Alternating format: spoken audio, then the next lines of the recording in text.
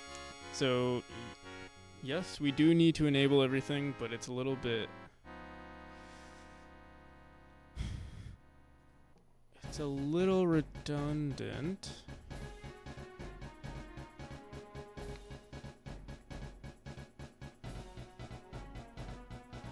Because we also do need to clear everything when we restart, but we don't need to do it. So do I want to rewrite how we handle rooms now?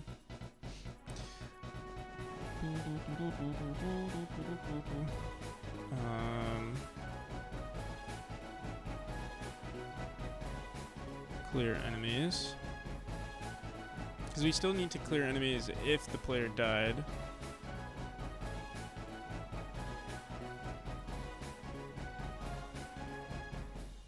And we don't know.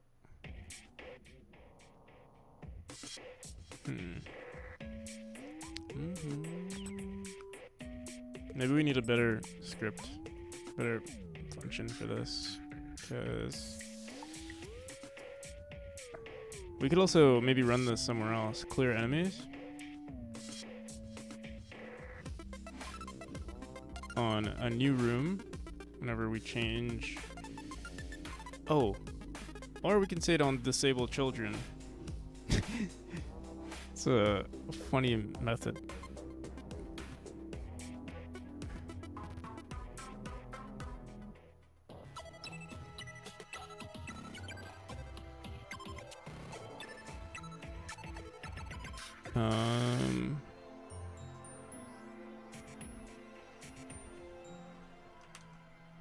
Clear enemies.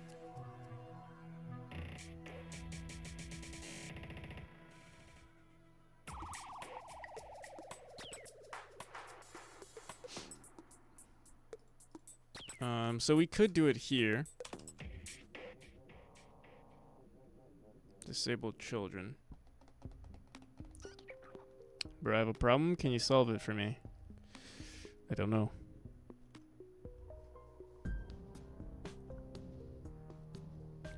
I would need to know what the problem is. And then I can maybe help.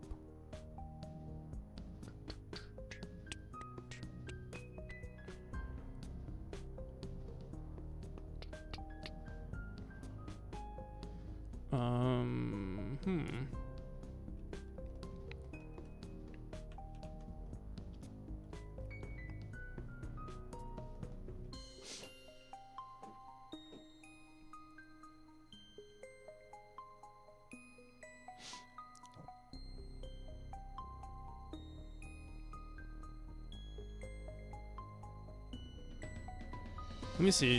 If I do this here, what happens? Clear enemies on disable. This happens, but this might happen regardless. We might be. Let me see. You say disable children.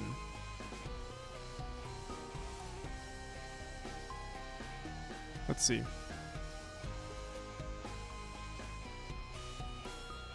We would still want to clear the room if we die though, but we could also just run that somewhere else, like on death. Let me see.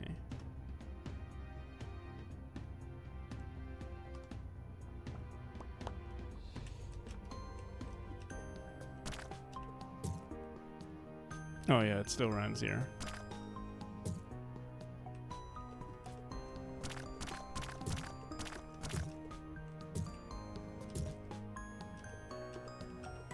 Okay.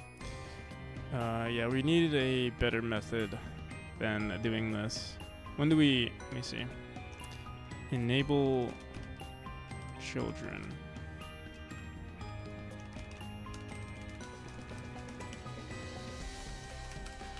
Yeah, I just realized we're doing all of this stuff every time we connect to something here. So let's do.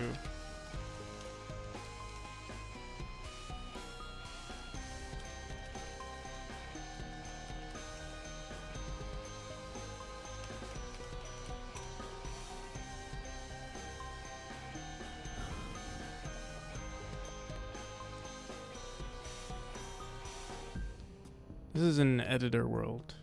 We want current room and dot enable children. Process room.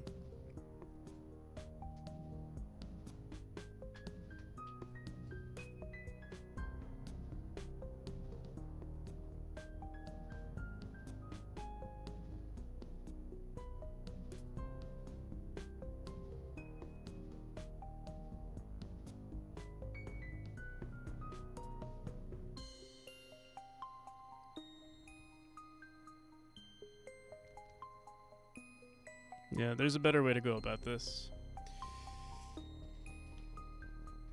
Do I want to do it right now, though? That's the question.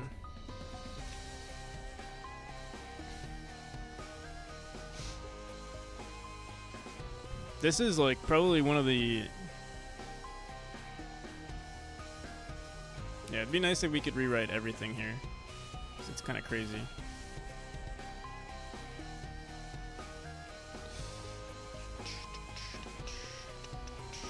But I do not want to do this today. And I wonder, I'm trying to think if there's, like, we could just add another script specifically for if we're in a new room.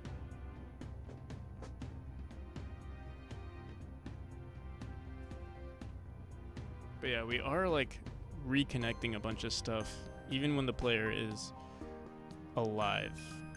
So what we could do, I wonder if the player state does not equal birth. Let me see, when are we running process room?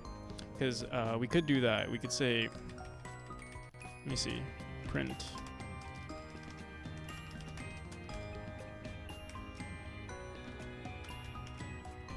Player state on process room. This would be a quick, super quick fix.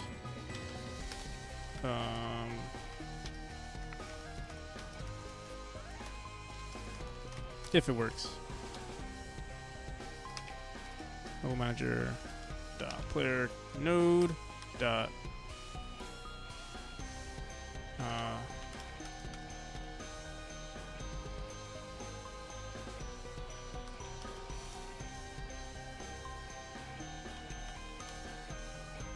think we do this.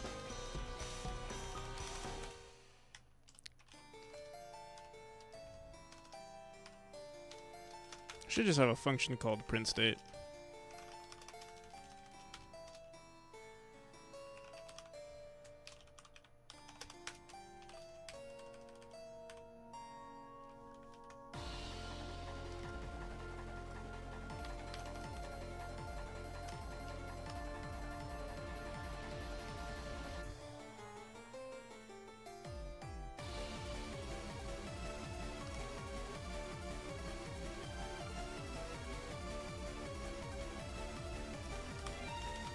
Yo, Titan, how's it going?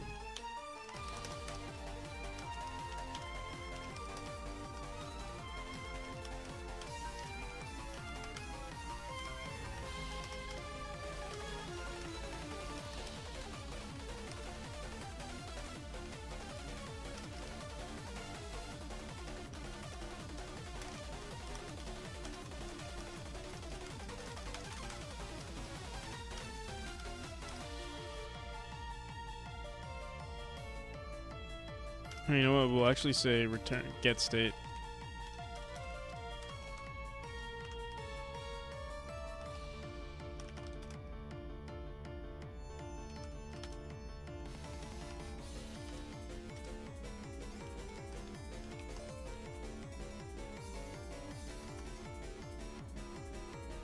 Get state name.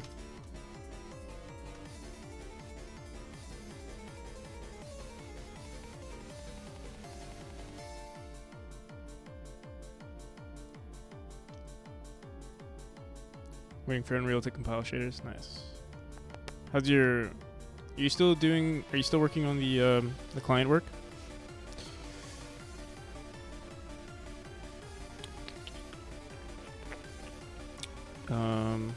Where were we? We were in process room.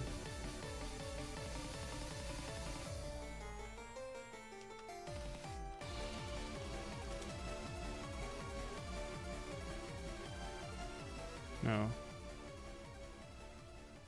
Where the hell were we? Room entered or something? Let's see. I'm pretty sure it was process room.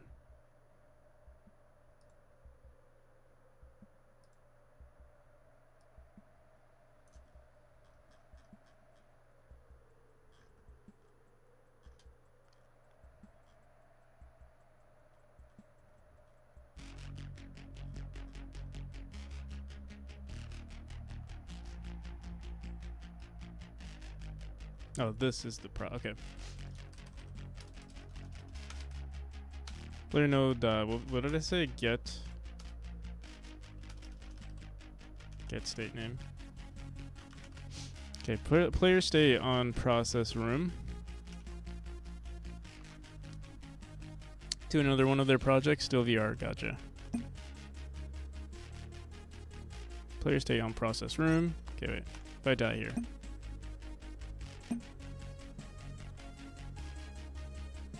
Player state on process room is birth here. Okay, so what we could do here instead, when we run,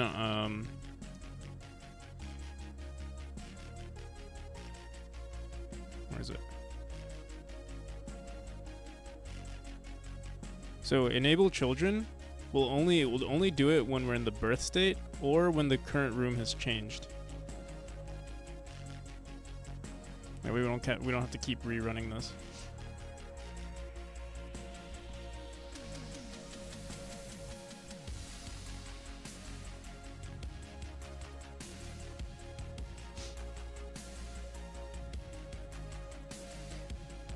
Finally got back to Out Here Alone last night. Felt good, started making progress again. Nice, hell yeah. When do you plan on releasing that one?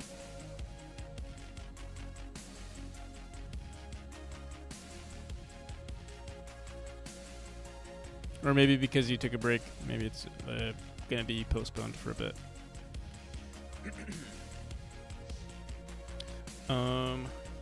Enable children. We could add a bool. We could add a bool here.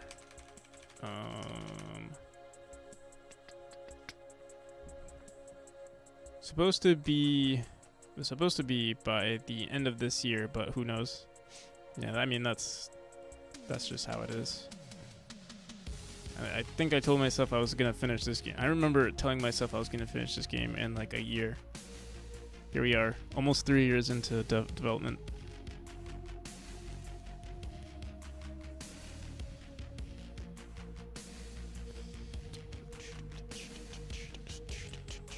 But yeah, I like it. I can't complain.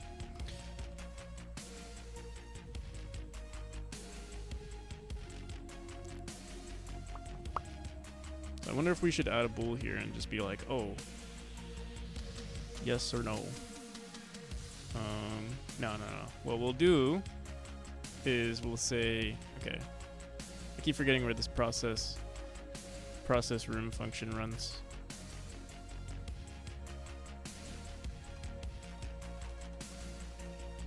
Not here. It's probably in the world. Okay, right here. So yeah, we could say if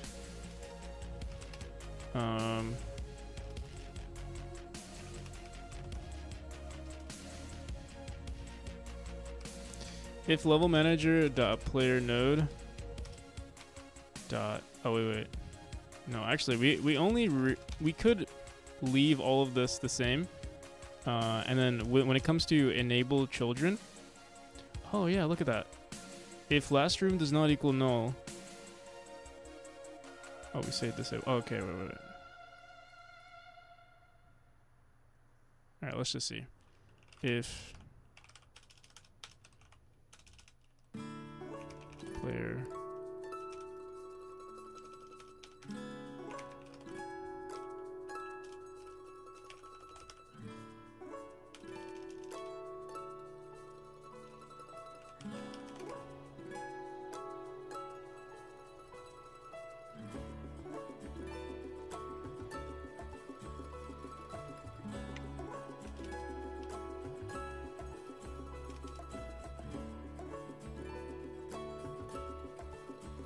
current room is equal to node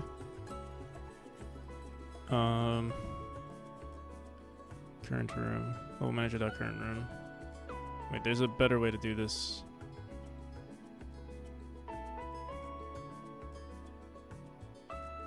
We could say if current room does not equal node, then we enable children. And we don't have to keep repeating this.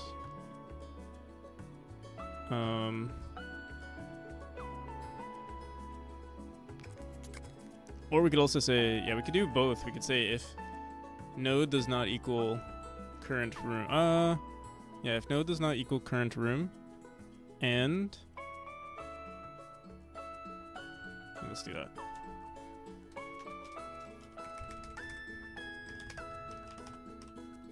Oh, but current room position is equal to current room. Oh no, yeah, that's the same. It's the same thing.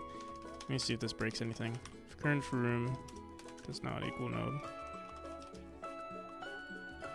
Maybe that's all we have to do actually. Because when the player dies, some other stuff happens. Enable children, current room is equal to current room, file name. I don't know where we set the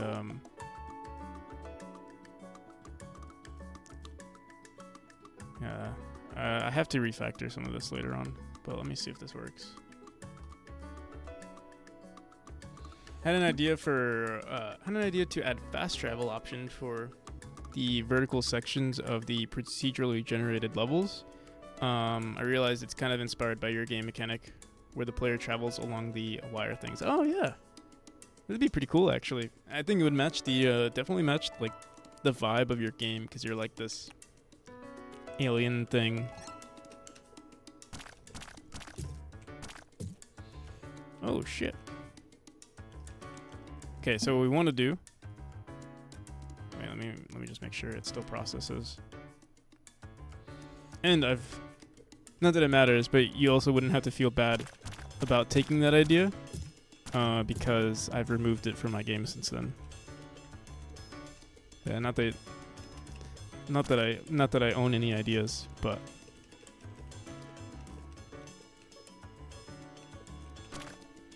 yeah, I think I probably won't have that in my game anymore. But even if I did, wouldn't matter.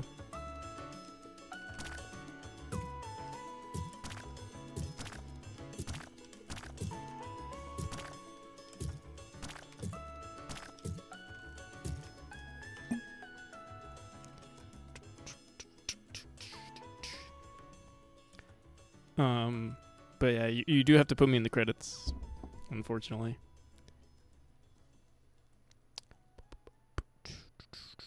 I'm just kidding.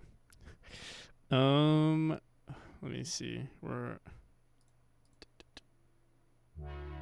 Okay, so if current room does not equal node, and current state and player state. So yeah, I think we could just do that, and player state. Or sorry, and I assume we probably have a reference to the player here. And player dot state does not equal states, or player node dot states dot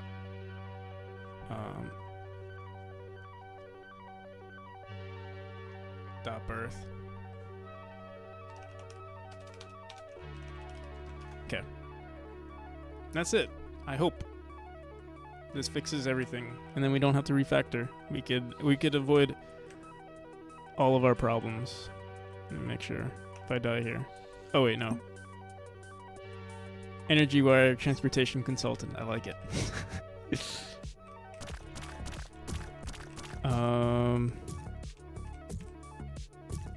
Okay, so wait, it works, and then when we die, I thought our state was the birth state. What's going on here? Oh, did I say end? Should be or. Oh, and is equal to. Whoops. It could be end. Current room does it could actually be either. I think, because I think it'll. Let me see. Alright, there we go. So now we get shot at. There we go.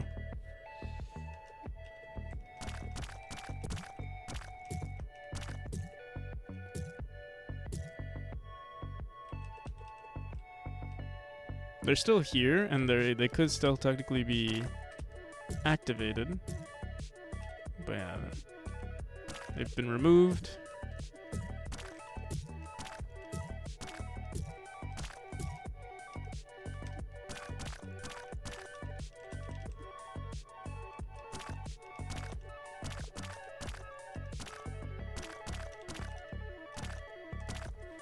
Hell yeah. Wow, that was a lot simpler. I mean, I still think we have to refactor all of that script eventually. But it's not a problem for today, and the game runs perfectly.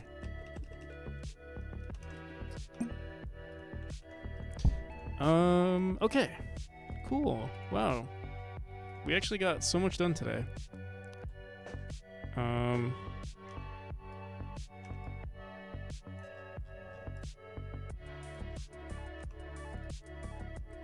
Eventually, so I do like this system compared to what we did before with so we have a similar thing that we can update with chapter 2 with how we connect our nodes to our pressure plates to other objects. It's probably a good idea if those traps work in a similar fashion. I mean, we have it working, and it's not broken at all, but it would be nice. Also, yeah, this whole thing with the repeated activate connected signals, I wonder if there's a better way to do that. We're activating every single node. Let me look this up. Signal activate is already connected. Well, what could we do otherwise? Because we still need to connect signal is already connected. Hot this up. Yeah, because it does work. It does work this way. Take a second and look at what you're doing in the stuff.gd. Remove all the code in the ready instead of... Wait, what? Remove all of that code in ready instead.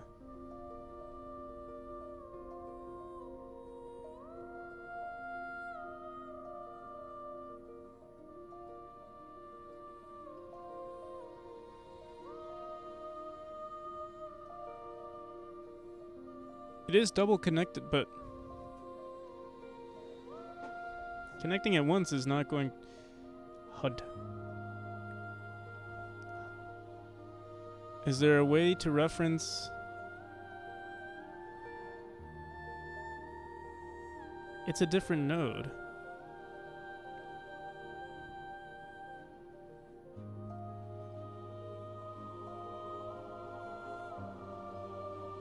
It's a different signal altogether.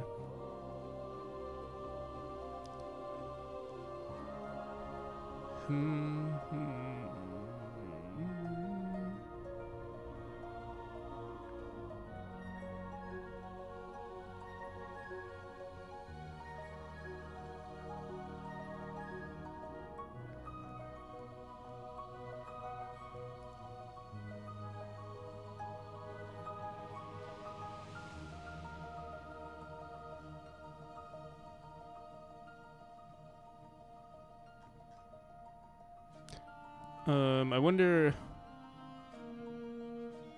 Yeah, because it does work properly. I don't get it. Or like it works as like how I intended it to work, I guess. I guess maybe because of if it's the same name, that's what causes a problem. Godot, multiple signals of same name. Connecting the same signal.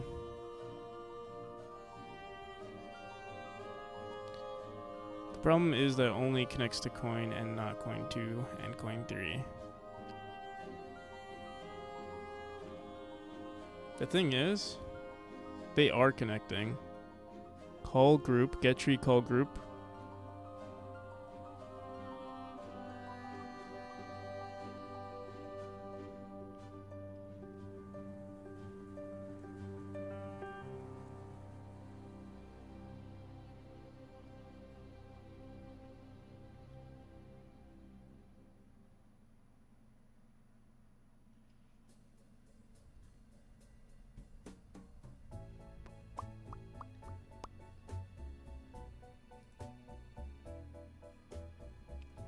Is there something that's not getting to my thick skull?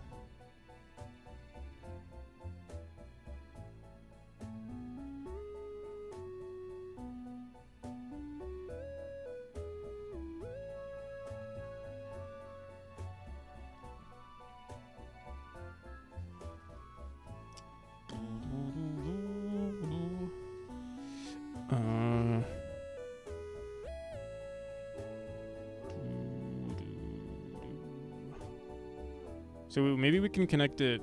Here, let me try this. Let me see if it still gives us that error. We can connect it on the ready of the eyeball.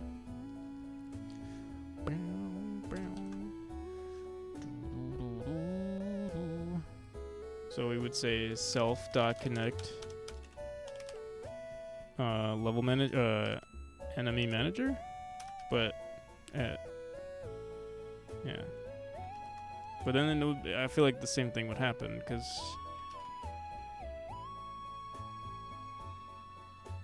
turns a value but is never used. Yeah, I don't think. Wait,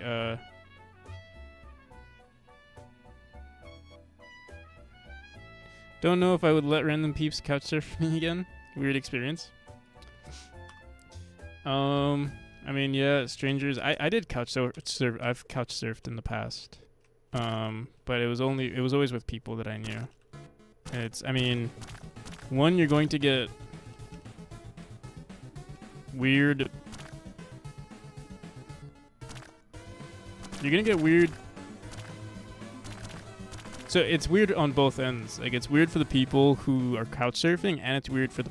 It can be weird for the person who allowed the couch surf, and because of that, if you're not used to, being a part of either party, things can get weird very quick. Shouldn't let her alone with your stuff. I see.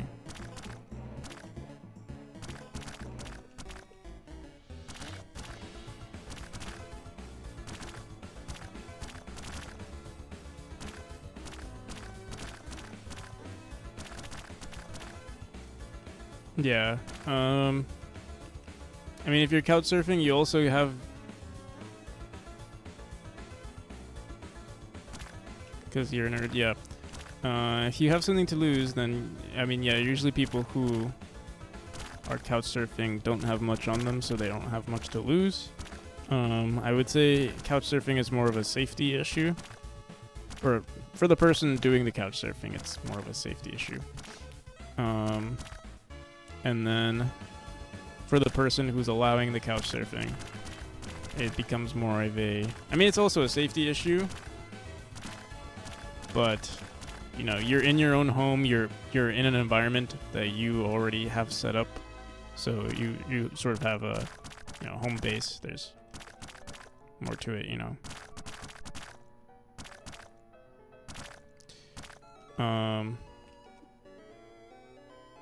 This room would look insane with rotating eyes. Yeah, I'll add it eventually.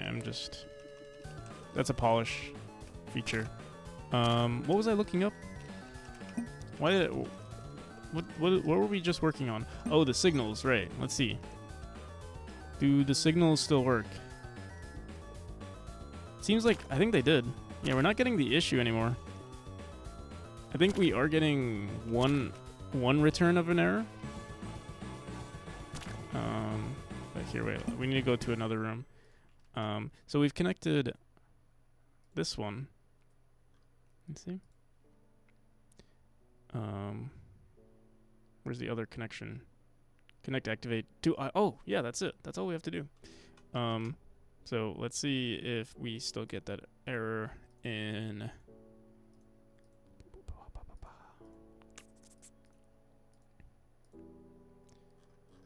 Here. So yeah, I'm curious if connecting rooms or like connecting nodes this way, like usually it's, you know, you connect it to yourself and then you run a function from there, but I mean this seems to work in the same way, and we're also not getting that error anymore. But we are getting the error, it's not really an error, but we are getting the warning that this function isn't being called anymore. Or this eyeball trigger. Let me see. Can we copy this somehow? Yeah, I'll just copy everything. Oh, wait. Oh, it's just that it returns a value but is never used. Okay. That's okay. I'll just leave it the way it is. I wonder what this value prints.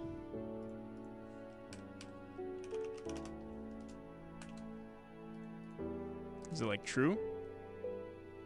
We could just run whatever connect. Just check what connect prints.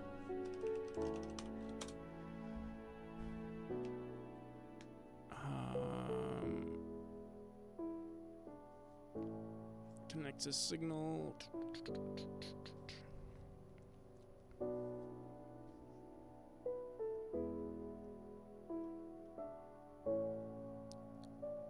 Error, connect.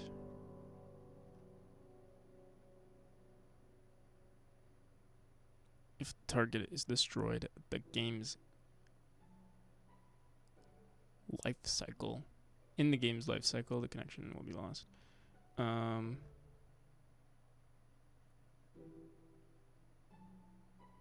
Doesn't say what it returns. See? Print.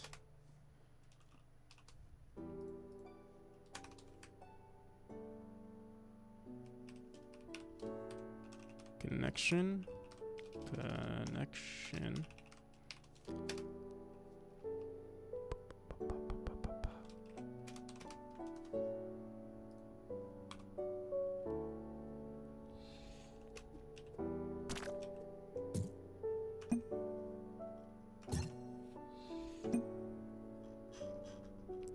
Connection is 0. Okay, so it just returns 0.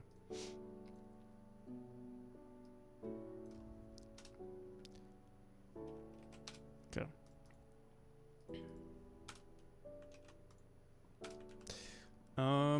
I would call this a great success. We have everything working pretty well.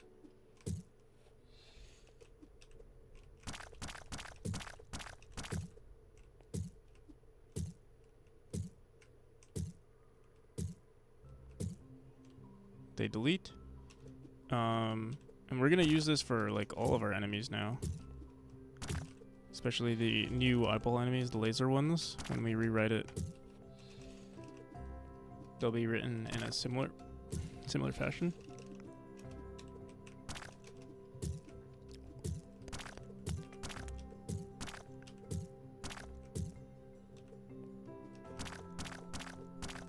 Yeah, I still don't like the animations, but yeah, maybe we'll do that in the morning, or yeah, when I wake up.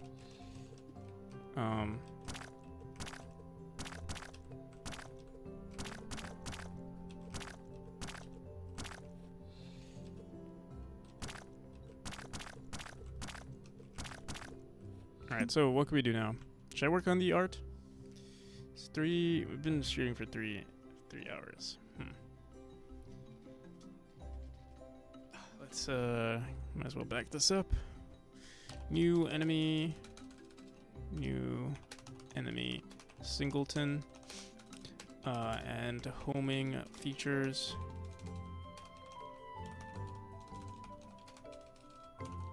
And Process room fixed. Process room now only runs when you enter a new room or you die.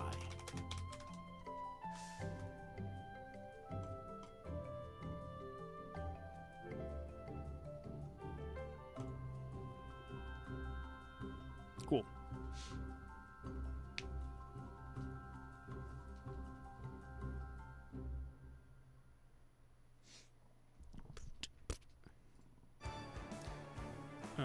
I did want to buy an asset. We could work on art for a bit.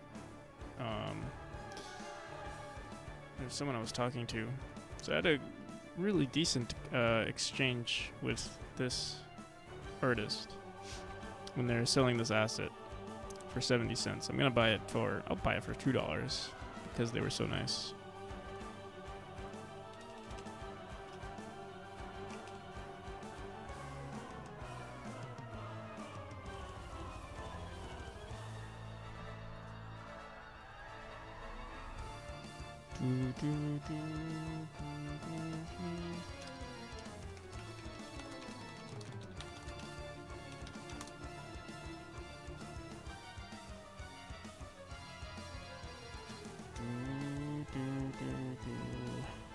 I have to go on my authenticator.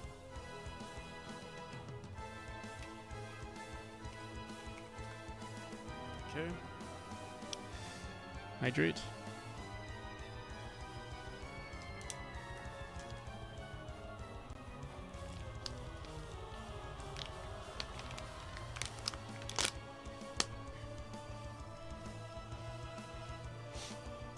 So this is there's 3 different files here. Crystal Crab Dark Hand.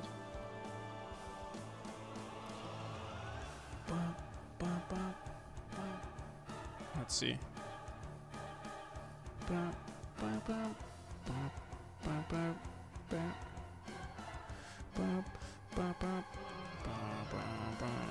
This is a cool looking enemy too. Maybe we'll include it in. Not sure what the hell it's doing. Maybe not. There's also this thing. Looks very cute. What size is this? 32 by 32? Oh, what? It's like it's a very large image. I'm also, oh, you like walk into it and it like, not entirely sure what's going on here, but it looks cool. These are 16 by 16, and these mushrooms look cool. This looks cool. These crystals look very nice. This will all get added to chapter. Also, we can add wall decorations. That's another thing. Oh, this bridge also looks really cool. Let me quickly load our default color palette and go into color mode indexed.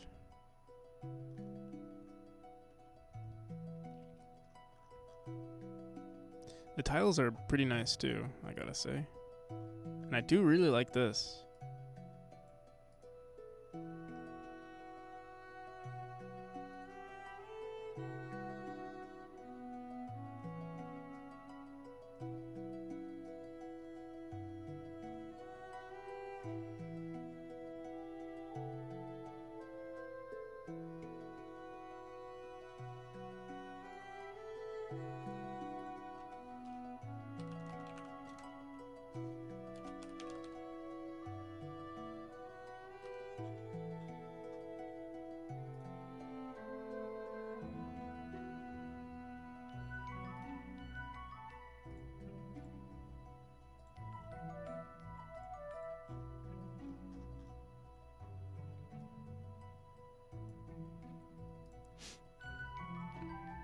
Yeah, I love these little crystal things. I don't think I have a tile map specifically for 32 by 32 tiles for chapter 4. So I guess we can start doing that. Oh, this looks very cute too. I wonder if I want to put that. Oh, this looks great. Ooh. Oh, these little rocks are nice too. Oh my god, I'm so excited. Bum, bum, bum.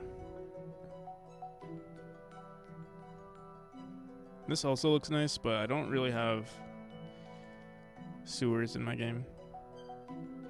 I really just like these nodes.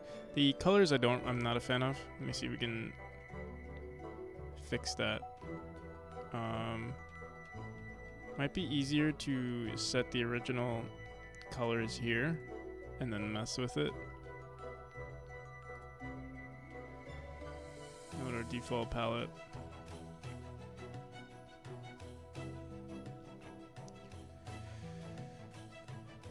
Let me see.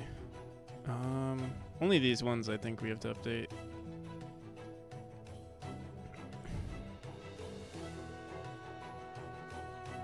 And these probably. Maybe we should put it into a separate scene. Let me just try. Alright, so our darkest purple.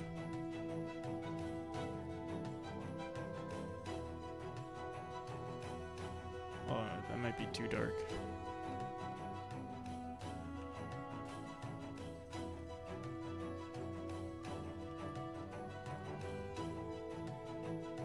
Next darkest color is what?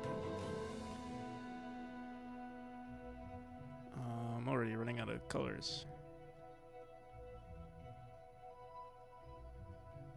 Maybe every section could be. Let's see, okay. So this, then this, then this, then this.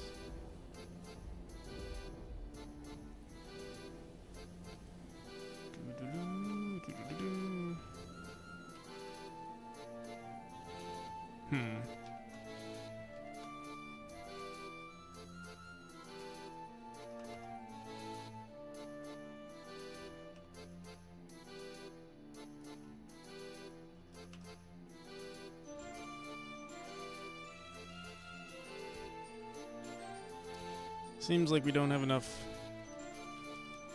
colors to use.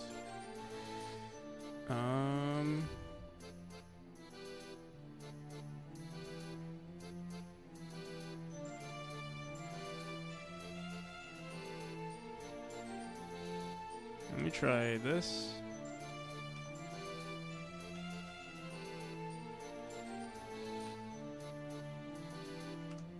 Okay, if I was really good at... Here, let me try this.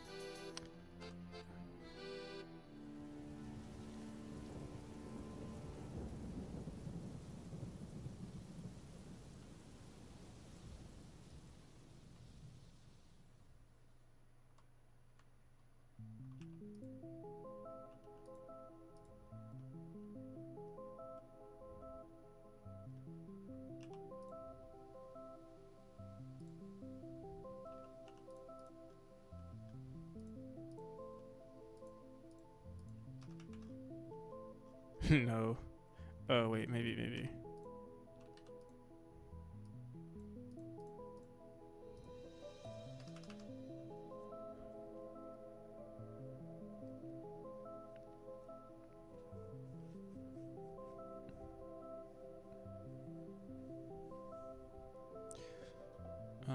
Maybe not. So maybe we can't use it.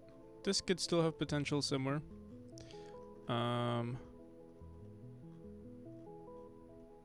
Unless I can... Yeah, let's go back again. Low default palette. Let me see what this looks like with...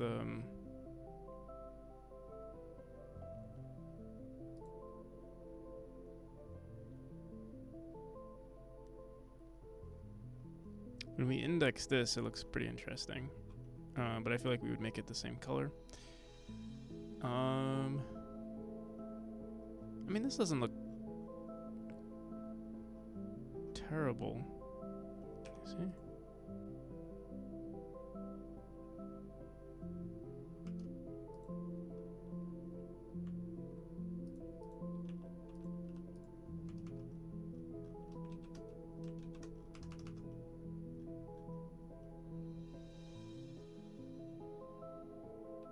We could try adding it to the game and seeing.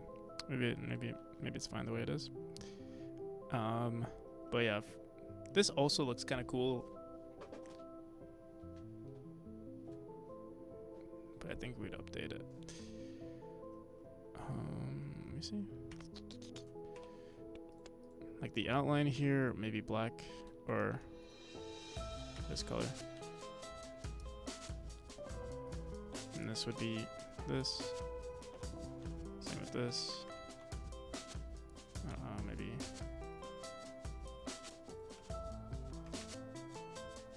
And then the inside could be, if we're using this for the third chapter, it would be something like that.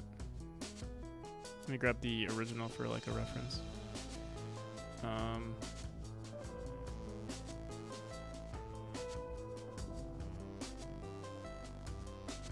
Crystal Cave tiles.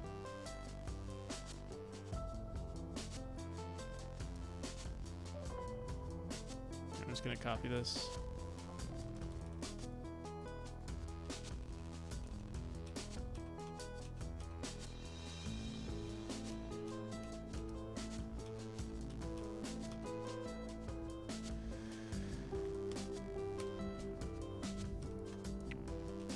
Oh, you know what? Let me just make a new scene here. There we go.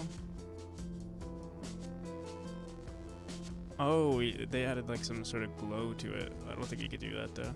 Or maybe we can. Let me see. Dude, no way.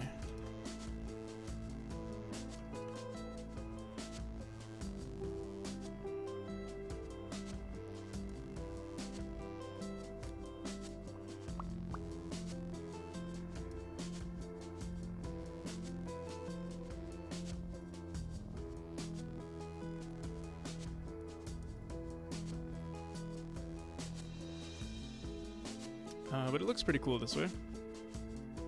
We could make this slightly bluer. Oops.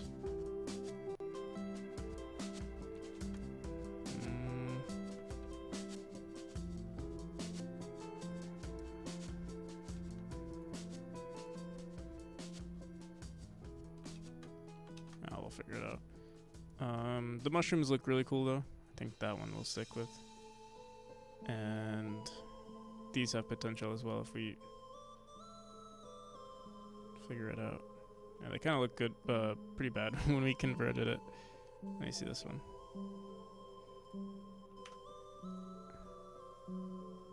Little default palette.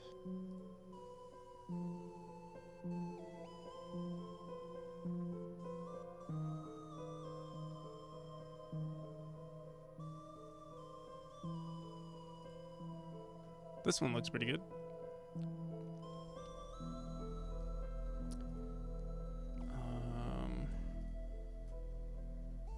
This we'll probably not use.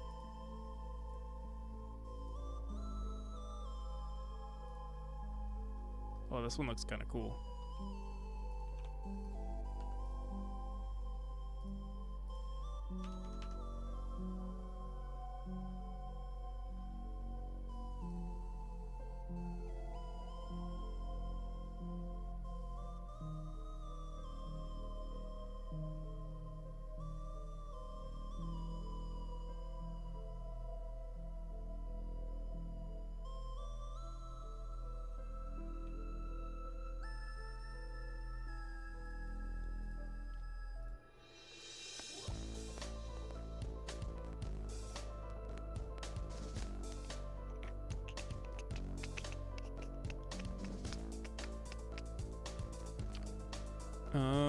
Alright, so I'm gonna try one more thing, and that's to mess with this.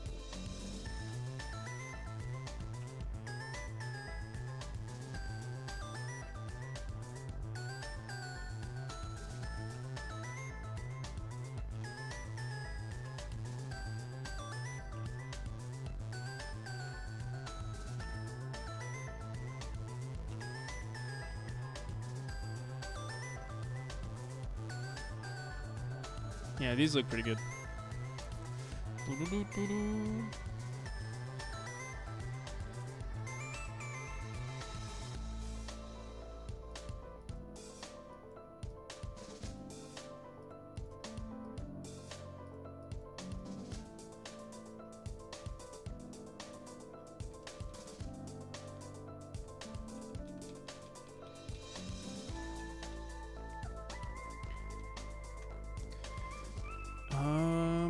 And then the mushrooms we'll add later. Honestly, the texture here is also pretty cool.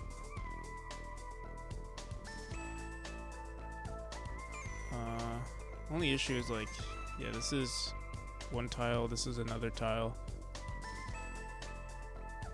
Becomes kind of an issue.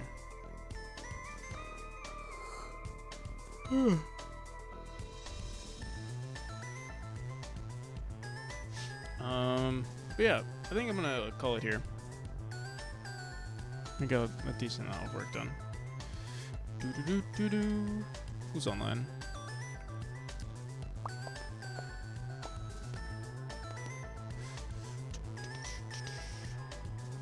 No game dev from Curious Dev. Later game dev, now some gaming.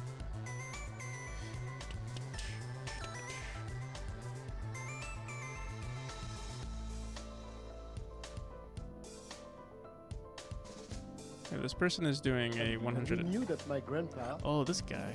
his mom, had been adopted, but I didn't really know much. I think for a long time I thought that I had like Italian roots or something like that. But it turns out that actually Alrighty, people. my family is from Dundee, in Scotland. No kidding. So yeah, so that explains a lot of like this color, this magnificent orange Yeah. beard. It's because we have Scottish. Till next time. So If anyone's interested in playing the game, Yeah, I love find it here. Yeah, I'm on the Irish side, so not too far afield. yeah, of course, yeah. That explains the color Yeah. as well. And the anger and the proclivity for drinking, you know. Yeah. I haven't drunk any alcohol since